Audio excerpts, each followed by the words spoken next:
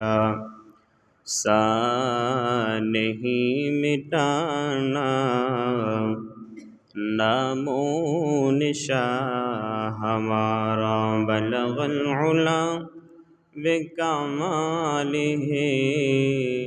कशफत दुजा बिजमालिही हसनत जमीउ खिसालिही सल्लु अलैहि व आलिहि। साउंड বাড়ান, সাউন্ডটা বাড়ায় দেন বক্সের সাউন্ড। اللهم صل على محمد وعلى آل محمد كما صليت على إبراهيم وعلى آل إبراهيم إنك حميد مجيد. ওকে আল্লাহ, ঠিক আছে।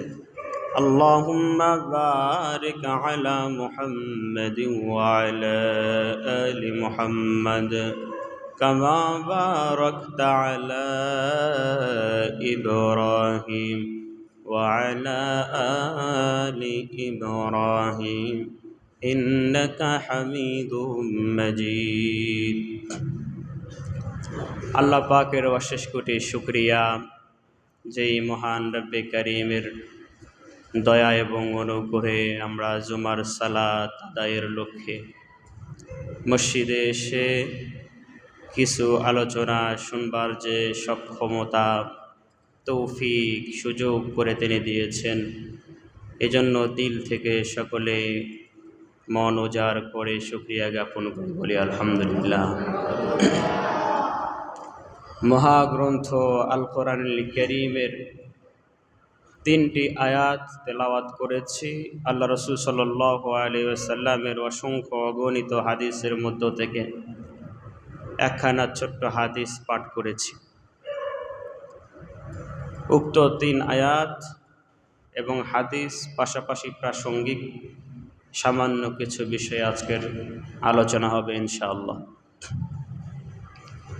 ভাইরা আমার, গত জুমার আগের জুমা অর্থাৎ ঈদের আগের জুমা পড়িয়েছি, মাঝখানের জুমা মুয়াজ্জিন সাহেব পড়িয়েছেন, বাসায় ছিলাম। আমরা ঈদুল আজহাতে যে আলোচনাটা শুনেছি, অনেকেই আমরা জানি যে সত্যিকার্থে কোরবানি কাকে বলা হয়। আমরা কোরবানি অর্থ, কোরবানি উদ্দেশ্য, কোরবানির লক্ষ্য যেটা এতদিন বুঝেছিলাম, সেখান থেকে কিছুটা হলেও আমরা মুড চেঞ্জ করেছি, যে একটু হলেও আমাদের ভুল বোঝার যে দিকটা ছিল সেটা শুধরিয়েছে আশা করি, যারা বুঝতে পেরেছি আলোচনা।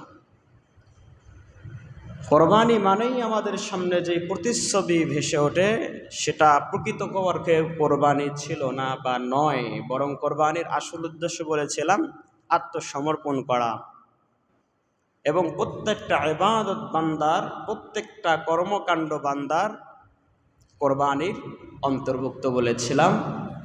কোরবানি একটা কোম্পানি বলেছিলাম, এই কোম্পানির আন্ডারে ইসলামের অন্যান্য বিধানগুলো প্রোডাক্টের মতো। এক কোম্পানির যেমন বিভিন্ন প্রোডাক্ট থাকে, কোরবানিও একটা কোম্পানি আর বিভিন্ন প্রোডাক্ট।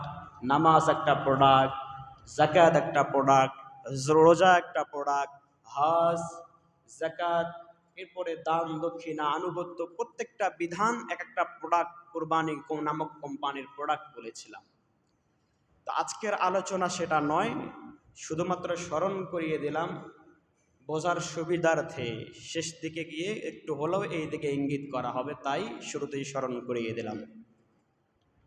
এখন আমরা আসি আজকের যে আয়াত আমি পাঠ করেছি, এই আয়াতে আল্লাহ রাব্বুল আলামিন কি আদেশ করলেন এবং এই আদেশটা আমাদের জন্য কোন বিধানের পর্যায়ে পড়ে। সূরাতুল আনফালের 46 নম্বর আয়াতে আল্লাহ রাব্বুল আলামিন বলেন, ওয়াতিউল্লাহা ওয়া রাসূলাহু ওয়া লা তানাযাউ ফাতাফশালু ওয়া তাযহাবা রিহুকুম ওয়াসবিরু।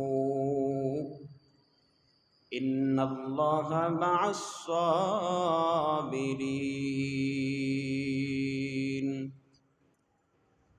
তোমরা আল্লাহ রাব্বুল আলামিন এবং রাসূলকে তোমরা অনুসরণ অনুগত্য করো, আনুগত্যশীল হয়ে যাও। ওয়ালা তানাজাউ, পরস্পরের মধ্যে বিবাদে লিপ্ত হইও না, ঝগড়ায় লিপ্ত হইও না, বিভেদের মধ্যে জড়ায়া পড়ো না। যদি তোমরা বিভেদের মধ্যে জড়ায় পড়ো, হিংসার মধ্যে জড়ায় পড়ো, ঝগড়া বিবাদে লিপ্ত হয়ে যাও, ফাতাফশালু, সাহসহীনতায় পড়ে যাবে, সাহস হারায় ফেলবে, ভীতু জাতিতে পরিণত হবে। ওয়াতাযহাবা রিহুকুম ওয়াসবিরু, এবং তোমাদের যেই প্রভাব প্রতিপত্তি শক্তি সামর্থ্য সব কিছু বিলীন হয়ে যাবে, নিঃশেষ হয়ে যাবে। আল্লাহ রাব্বুল আলামিন বললেন যে আল্লাহকে মানো, রসুলকে মানো। রাসূল আল্লাহকে না মাইনা পরস্পরের মধ্যে যদি তোমরা বিবাদে লিপ্ত হয়ে যাও, ঝগড়ায় লিপ্ত হয়ে যাও, মারামারিতে লিপ্ত হয়ে যাও, কাদা ছুড়াছুড়িতে লিপ্ত হয়ে যাও, একে অন্যের প্রতি দোষারোপে লিপ্ত হয়ে যাও, পরহিংসায় লিপ্ত হয়ে যাও, প্রতিহিংসায় লিপ্ত হয়ে যাও, সমালোচনায় লিপ্ত হয়ে যাও, গীবতের মধ্যে লিপ্ত হয়ে যাও, চগলখড়ির মধ্যে লিপ্ত হয়ে যাও, পরনিন্দার মধ্যে লিপ্ত হয়ে যাও, ইসলামের বিধান থেকে বিচ্যুত